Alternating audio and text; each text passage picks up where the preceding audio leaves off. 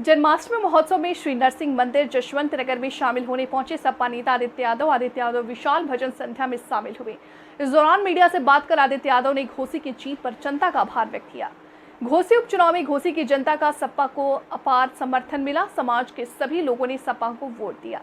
कुछ ऐसे समाज के नेता थे जो कुछ वोटों पर हक जताते आज उनका पर्दाफाश हुआ और हकीकत से उनका सामना हुआ। जो समाज के ठेकेदार बनकर लोगों के वोटों में रखने की बात करते हैं, आज घोसी की जनता ने मुंहतोड़ जवाब दिया है। पार्टी के सभी कार्यकर्ता तथा सभी बूथ प्रभारी जो स्ट्रांग रूप से बाहर डटे रहे, उन सभी का हमें धन्यवाद करना चाहिए।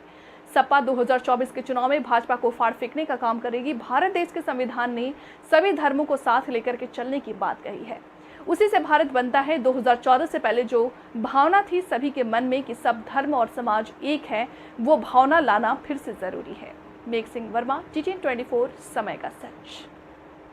में जो चुनाव हुआ, कहीं ना कहीं समाजवादी पार्टी ने बड़ी जीत हासिल की, क्या कहना चाहते हो सर?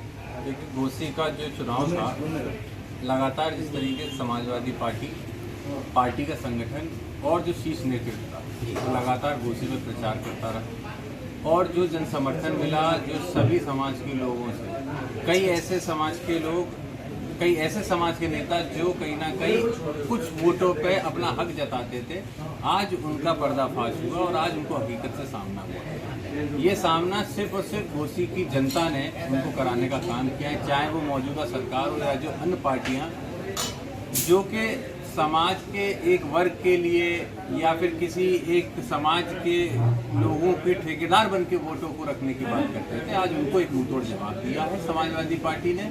और मैं समझता हूँ घोसी की जनता का हम पार्टी की तरफ से और हमारे सभी नेताओं की तरफ से धन्यवाद देते हैं। अच्छा सर, माननीय शिवपाल सिंह ने जब से साथ दिया समाजवादी पार्टी का मैनपुरी चुनाव से, तब से लगातार समाजवादी पार्टी कहीं ना कहीं परचम कर रही है, बहुत अच्छा प्रदर्शन कर रही है, क्या कहोगे सर? देखिए, निश्चित ही माननीय शिवपाल सिंह जी का जो राजनीतिक जीवन रहा है, जो उनका अनुभव रहा है, उसका एक फ़ायदा निश्चित हमको इस घोसी के चुनाव में भी देखने को मिला और पूर्व में जब मैनपुरी का चुनाव हुआ था उसमें भी हमने देखा।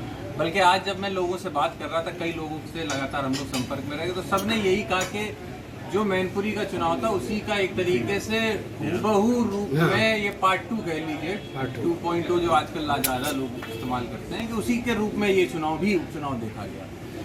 तो निश्चित ही हमारे नेता माननीय शिवपाल सिंह जी को एक संगठन की समझ है, किस तरीके से संगठन को आगे बढ़ाना, और एक बहुत बड़ी ऊर्जा बन के उन्होंने पार्टी को सीट जिताने का काम किया। साथ ही में हम ये भी कहेंगे कि सिर्फ नेता माननीय शिवपाल सिंह जी नहीं, बल्कि पार्टी के सभी कार्यकर्ता, पार्टी के सभी बूथ प्रभारी और जो आज काउंटिंग में एजेंट थे, सभी लोगों ने, और यहाँ तक कि वो व्यक्ति भी जो हमारे स्ट्रॉन्ग रूम को रखा रहे थे रात भर बैठ के पार्टी का, इन सब लोगों का हमें धन्यवाद देना चाहिए, क्योंकि ये एक व्यक्ति या 4 व्यक्ति का नहीं, सभी पूरी पार्टी का होता है। और नेताजी ने हमेशा यही कहा था, संगठन में जान रहेगी तो पार्टी हमेशा आगे बढ़ती रहेगी। आज उसी का हमें प्रारूप देखने को मिला। मैं समझता हूँ आने वाले 2024 में भी बहुत मजबूती से समाजवादी पार्टी, भारतीय जनता पार्टी को 24 के चुनाव में उत्तर प्रदेश से उखाड़ फेंकने का काम। क्या लगता था कि घोसी में इस तरह से भारी जीत होगी, लग रहा था क्या? नहीं, निश्चित हम लोग जब से प्रचार में थे, जो जन समर्थन मिल रहा था घोसी में, हम लोग को लग रहा था, जिस दिन वोटिंग हुई, वोटिंग परसेंटेज जो देखा गया, उससे भी हमको समझ में आ रहा था अगर इतना वोटिंग परसेंटेज कहीं निकल रहा है, तो कहीं ना कहीं ये जो सरकार के लिए एंटी इनकम्पेंसी होती है, जो सरकार के विरोध का वोट, वो कहीं ना कहीं सभी वर्गों में निकल के आया है, तो उसका कहीं ना कहीं हम लोग को फायदा मिला। जो वहाँ पर नेताओं का डर एक पैदा हो गया था कि वहाँ बहुत से लोग, बहुत से मंत्री लोग आए हुए हैं, वो डर ही साबित हुआ या और कुछ? देखिए, डर तो नहीं था, लेकिन मैं ये कहूँगा पॉलिटिकल प्रेशर बनाया जा रहा था।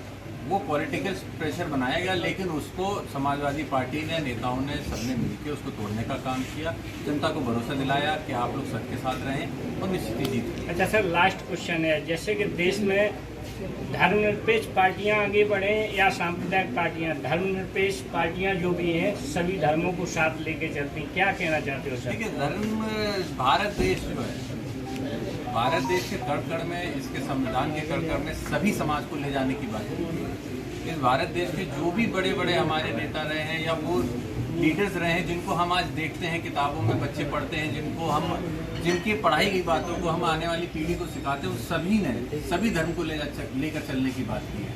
उसी से भारत बनता है। तो मैं समझता हूँ बहुत ज़रूरी है वो भावना जो 2014 से पहले लोगों के बीच में थी कि सब समाज एक है, सब वर्ग की है, वो भावनाएं फिर से लाना लोगों के दिलों में जरूरी है।